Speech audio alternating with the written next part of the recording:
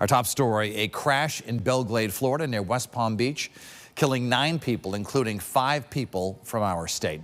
Among the victims, young children. And there are many questions about how the crash happened and the vehicle involved. News 8's Brittany Taylor spoke to the family today. She joins us now live with what they all had to say. Brittany? Good evening, Dennis. Well, they are absolutely devastated. It is a tragic turn of events that has left several families heartbroken. And tonight we're learning it all happened while the family was on their way back home. It's like a bad dream.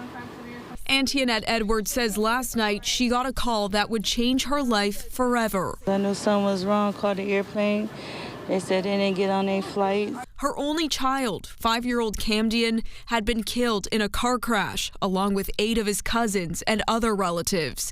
Edwards says her loved ones had been in Florida for a family birthday party, and they were on their way back to the airport to come back to Connecticut. When I showed up, there was one vehicle in the canal we had divers in the water, so they were actively searching the area. You could see the wheels outside of above the water.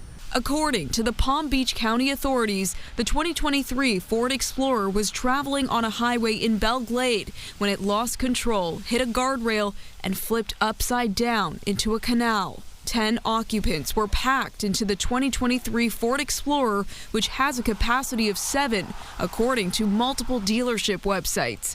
Edwards tells us the vehicle, a rental car, had issues. She tried to turn, it wouldn't turn, and her son realized it, and he grabbed the wheel, tried to turn it, and it wouldn't turn at all. And they end up hitting the guardrail. Just one person, a 26-year-old man, survived. The victims ranging in age from 1 to 56. My family been through a lot, and I just need everybody. I need everybody to just pray.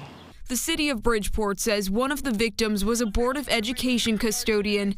Mayor Joe Ganim expressing his condolences, saying in part, the amount of grief that comes from losing a loved one is never easy, and unfortunately, this instant calls for an unparalleled amount of sorrow. As for Edwards, she says her son Camden was just about to enter kindergarten. He was cheerful, funny, not scared of none, a daredevil.